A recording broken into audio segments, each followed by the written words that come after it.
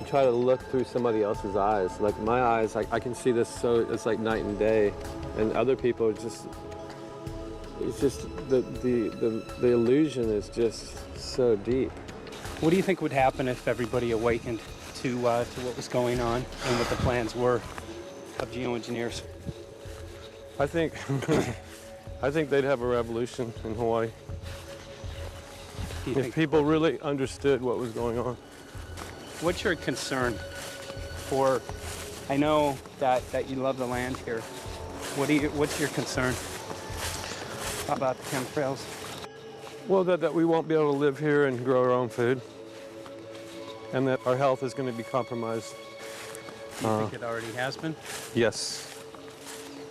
And the thing is that they're doing it every day here, every day. So it's hammering, hammering, hammering, hammering, micro doses every day. And then, of course, it's getting in the environment, and of course, it's weakening the plants.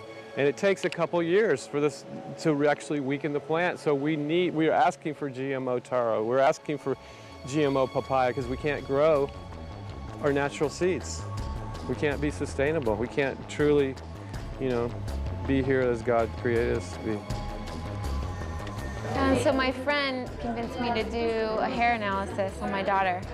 So we went ahead and cut close to her scalp and got some really recently grown hair and sent it in.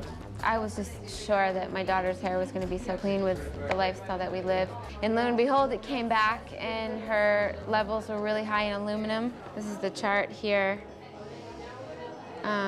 This is the reference range, and this is where my daughter is, 23.1. Aluminum.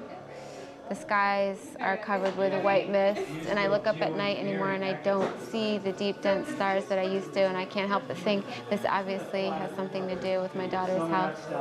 I don't know where else these heavy metals are coming from. Yeah, I mean, look how old she is.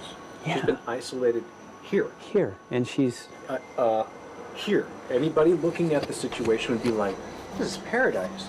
This child should be like superhuman. Organic foam. And here you are getting all this heavy metal stuff. She has highest level aluminum on the chart. Never had a vaccine either. Folks, these people are playing God. They are playing God. They're manipulating the weather, and they're spraying stuff into the sky. They are trying to geoengineer everything, including your plants and trees and your ocean. Well, tonight, we're just hoping that instead of not looking at it, you start looking into it, because I really believe from the bottom of my heart that we are in a real crisis. I really do. They are proposing dumping 10 to 20 million tons of aluminum into the upper atmosphere. What does aluminum do? It changes the pH of soils, which is toxic to plant life. Also, it's very toxic to human health. Are they doing it? Well, let me tell you about my experience and what we found. We have much evidence that not only suggests, but I believe prove that they are happening. This is Mike. Jeff, what's going on? And as I promised, we're joined right now by a very special guest, Michael J. Murphy, currently on location in Hawaii. He's working on a documentary film called What in the World Are They Spraying? Michael, welcome to the program. Great to speak with you today.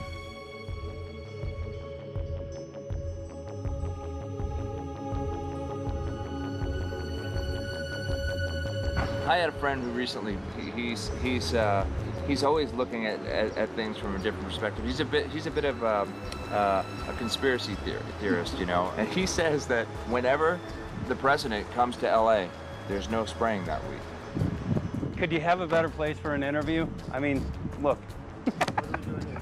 Well, this is being done over our farms and over our things. So basically, they want to eliminate our ability to eat organic food, have clean water. So in some ways, it sounds to me like, and you know, again, it's just a projection, but it sounds to me like this is control. How do we control the masses? Yeah. How can aluminum be good for you in any? And what was the second chemical you mentioned? It's barium. Barium and aluminum. Obviously, those are toxic to everything. To human health. Yeah. To human health, to farms, to animals, to everything. 61,000 parts per billion. And there should be a government alert at 1,000? At 1,000, people are drinking this. People that climb the mountain, they're drinking that snow. It's poison. Oh my God, that's so disgusting. So that's 60,000 times above regulation. Exactly. 60,000 times above regulation. And I've talked to friends, and they're like, well, that's just ice. That's just condensation. And I'm like, you can talk to a second grader. Ice doesn't float in the sky and spread out that way, you know? You're not an expert, but you're a concerned citizen who said, wait a second. Who's actually doing the research. Yeah, you're doing the research, and that's what we need to do as Americans and say, you know what, I want to know what's going on. I want to know what the FDA is doing to my food. I want to know what the government's doing with my air, my water, and the soil. And, you know, it's just great what you're doing, and I just, my kudos to you for bringing light to this subject. Put all of the theories aside, just what geoengineers are proposing and what's being found is scary enough. So we can just address that. And I encourage more people to just step up and ask questions and do what he's doing. So thank you, Michael, very, very much. Aerosol spraying aluminum affects everywhere, and we have a beautiful tropical climate which I believe might be in jeopardy. So we wanted to not only come and bring the message of what people were finding around the world, but encourage people to test for the aluminum, strontium, barium. Essentially, I think it was an effective trip. I saw a lot of people here in Hawaii, in Maui, awake and not only curious, but willing to look into this deeper, and that's my only hope. This is one of the boldest moves, I think, from Ed Griffin yet. This is the taboo topic that nobody's supposed to talk about, and that is aerosol spraying. Now, we've got tons of documented proof of errant aerosol spraying. It just blows my mind that the whole essence of humanity has always been to look up into the sky and ask why. Though there are no limitation, there's endless space, an endless universe. Now, in the 21st century, we're not allowed to do that. Anyone who looks up and sees the giant grids and the X's in the sky that weren't part of our existence until just a decade or two ago is somehow called a kook. And the people that are the best and biggest proponents for the revolution and for liberty, they don't want you to talk about it because you could discredit them. It seems to be an industry that's being built up to milk the taxpayers by undergoing some kind of a giant global spraying program to make all kinds of money on the project. And they don't seem to care really what effect it has. They're not trying to experiment to see if humans can survive it or anything like that. They just want to get this stuff up. And then we discover, as we're going further down the line, that there are companies generating genetically modified organisms, or seeds, modified seed crops they're being engineered to resist the aluminum in the soil. And a lot of crops won't grow in that. And so now, after they've messed up the soil, all the farmers were going to have to go back and buy seeds that have been genetically engineered to resist the aluminum that have been put into the soil. And all of a sudden, mankind is completely dependent upon these companies like Monsanto and other giant agricultural firms. You can't even grow natural seeds anymore. And we're looking at that. It's a shocking thing. I hope we don't find that that's true. But all the arrows right now are pointing in that direction. We get into cost-benefit analysis here because there's also HARP could be involved in this. Geoengineering, as you guys mentioned, which is documented heavily in Dennis Kucinich's bill, that is the Space Preservation Act, which, by the way, I don't think got through Congress. And then Kay Bailout, as we call her here, Kay Bailey Hutchinson, also put together some legislation in order to qualify geoengineering, which, again, is supposed to save us all from global warming. But it is cost-benefit analysis because they can benefit on so many different levels. Ed, that's how they do everything, isn't it? That's right. And, you know, there's an old adage, if you just follow the dollar, follow the buck, you get to the source of the problem. And it looks to me like there's a tremendously profitable industry being built up right now around this concept of geoengineering or weather modification or reducing global warming and all of these other things that can be sold fairly easily to an unsuspecting public. They all say, oh, well, that's good. We don't want global warming, you know. And so they put up with this, and they don't question, they don't criticize. But behind the scenes, you see a whole industry being built up, which is, as I say, tremendously profitable. And the the money for all of that is coming from the taxpayers. And it's a scam is basically what it is. We're just focusing on the one area that is real easy to prove. There's no speculation in the area that we're going into. They definitely are doing this geoengineering. They definitely are talking about it. They're working up formulas for it. They're putting together strategies for it. They've got funding for it. Everything is in place. We don't even have to go into those other areas to make the case. Okay, let them believe that, but at least they must understand that there's no question that they're talking about it and planning to do it. And so shouldn't they be equally alarmed about what they're going to do if it can be shown that barium and aluminum and some of these other toxic metals are very destructive to the planet and destructive to human health? Isn't that enough? You know, how many issues do we need to crank into this? And so, you know, if you're going to kill the planet and kill the population, do we need any other reason to be alarmed? What in the world are they spraying? Thank God people are asking this question. That's all we want. We just want to be able to ask these questions. Our good friend G. Edward Griffin, all these years, Mike Murphy and Paul Wittenberger are doing this great effort with your help. This is a community effort to get people real information. What in the world are they spraying? Any final quick comments before we're out of time? And my only final thought is that we asked the question, what in the world are they spraying? And we now know what it is. And folks, you're not going to like it.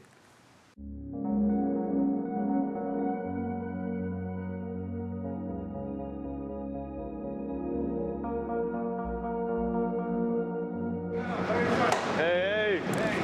I'm Peter Vreke. I'm from Belgium. I'm 54 years old. I can't believe it myself. I'm a very happy and grateful person.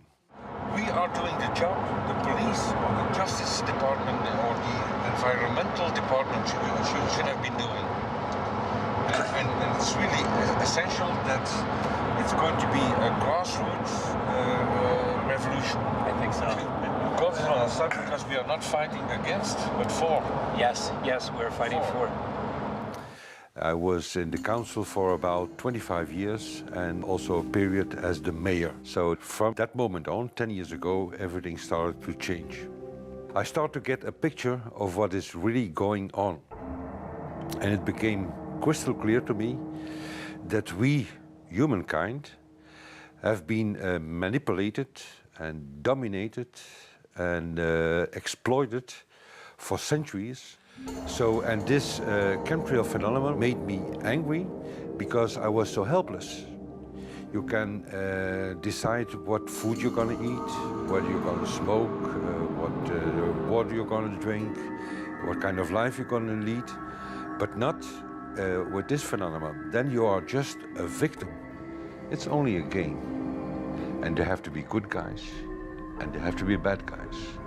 And luckily, we are in the position to be able to play the role of the good guy who has the chance and the opportunity to overcome. 3 days that we shared with them, my heart just dropped because it was such a beautiful way to live and such a peaceful way to live. I left thinking, what's this going to be like in 10 years? Is everything going to be killed off on the property? And if it is, how are they going to get their food source? Are they going to have to take a class, you know, and get certified by company XYZ? And what are the requirements for that? And that really is the end of freedom. I'm concerned about that. I definitely, I really am. Yeah. I learned to say everything is now as it has to be now. And everything is going to be okay. It's going to be all right. It's going to be okay. Yes. I have this deep feeling that in the end we will prevail because we have the right on our side. The cosmos is helping us. And I have this strong feeling that we are being supported by entities and by forces we can't even imagine.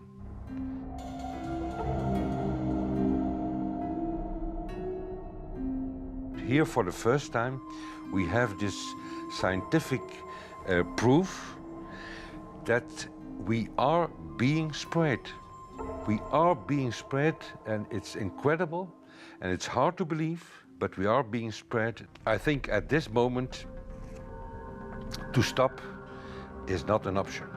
Once you know it, and once you have a tool like this and an opportunity like this, that the issue of chemtrails or persistent jet contrails or whatever name you use for it, that this phenomenon is recognized as being real, publicly debated on. In the context of geoengineering, I think it's high noon to bring this to the public. This is what the sky is supposed to look like. These are old paintings. We forgot this, I'm afraid. In the years that I have been a medical research journalist, I have looked at many things, and I found the same three issues in whatever I'm looking at.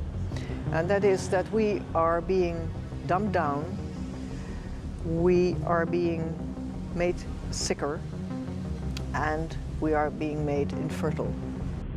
Citizens gathered from around the world in Belgium for the first International Chemtrail Symposium. The event attracted leading professionals, politicians, and activists who discussed the health, environmental, and social implications of these programs. Today it's only going to be about facts, documents, figures, patents, licenses, everything that brings us to the truth. We have no other weapon against this vast complex than exposing and bringing their dark works in the light of the truth. We have the hope that by our efforts, more and more people will become aware of the fact that we are deceived by our leaders. So today, we, as a family, join forces with the people who publicly made known to the world that chemtrails are not a conspiracy theory, but a conspiracy fact. From the Technische Universiteit Delft in the Netherlands. Ladies and gentlemen, please welcome Koen Vermeeren.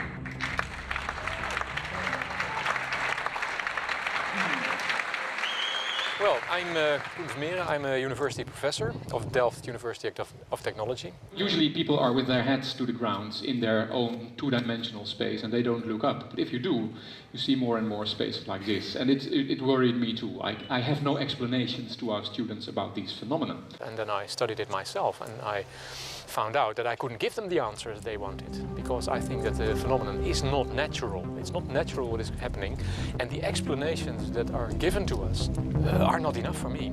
If you look at them from a scientific point of view, the first thing a scientist does is trying to explain something. Because I'm smart and my students are not as smart yet, so I have to give them answers to questions. But if you ask most scientists, honestly, they cannot answer all your questions. If people are using climate control over our heads, I want to know about it. I want to know the consequences, I want to know the health impact, I want to know everything. I need, as a teacher in my university, to give answers to my students. And they have good questions. And I don't have the answers, and I want to know. Excellent. And we should discuss this. Ladies and gentlemen, for here you in the auditorium and for all over the world, Micheal Murphy.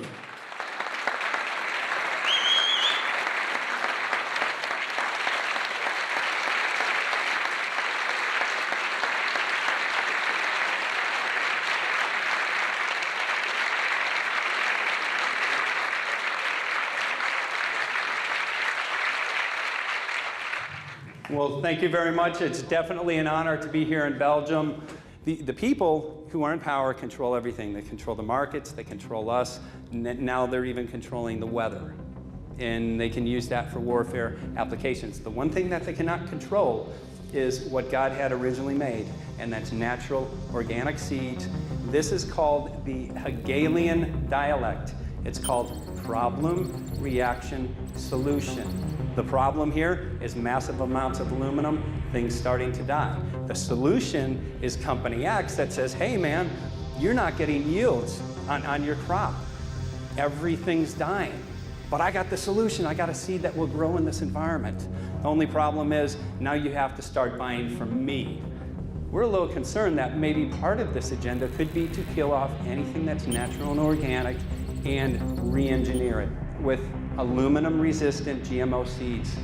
Many may know we just got back from a week of filming in Hawaii, and it was an incredible trip. A big concern for the people there is they're beginning to see softening of the coconut trees.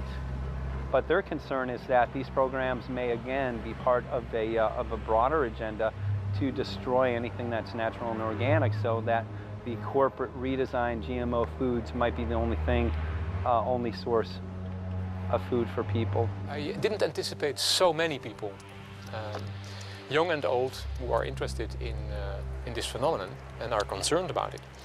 And I especially liked the address that the young girl gave today. Only 17 and already making an address to the audience. That is, well, incredible. My name is Scie Chimiche. I am 17 years old. It is quite scary to know that the air we breathe is not what it's supposed to be. That the food we eat and the water we drink contain traces of those substances which are sprayed out over all of us, as though we were being poisoned like insects. The feeling that this is causing me are feelings of deep anger and rage. I don't want to be poisoned, I don't want to be infected with cancer, and I'm just so angry that this global poisoning can be going on such a massive scale, and not enough is being done to stop this crime. A clear answer to one question. Are we being sprayed? Have we been sprayed? And is it their intention to spray again and again? What are we going to do about it? How are we going to deal with it? How are we going to stop it? I know the answer. There is only one person who can stop it. And you know him. You are. You are the person, the one you have been waiting for. We are magnificent, beautiful, godlike, divine human beings. Ladies and gentlemen, sisters and brothers, in this auditorium and in the whole world, thank you so very much for being present with us. And for now, please enjoy this anthem.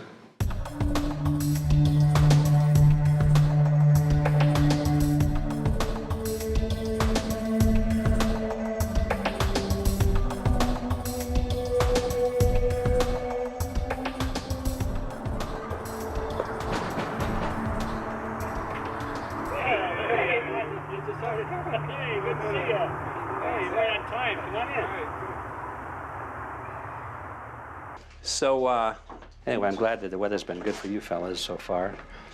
Just think if we were doing this in the wintertime, you might, if you're going to Washington, D.C., you might run into snow.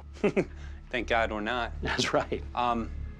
You know, it's interesting because of the different weather modification programs. There's something like, I think, right around 32 in the continental U.S. alone going on. So the theory is that geoengineering is in part weather modification. You know, Mike, that's a very good point. There are so many subsets connected with this issue of geoengineering. People are writing to us all the time with information about the connection to global warming, the connection to weather modification. Some people think there's a connection with Morgellons disease. Others think it's kind of a means of transmitting electromagnetic impulses from the HAARP antenna system up in Alaska and Siberia. Boy,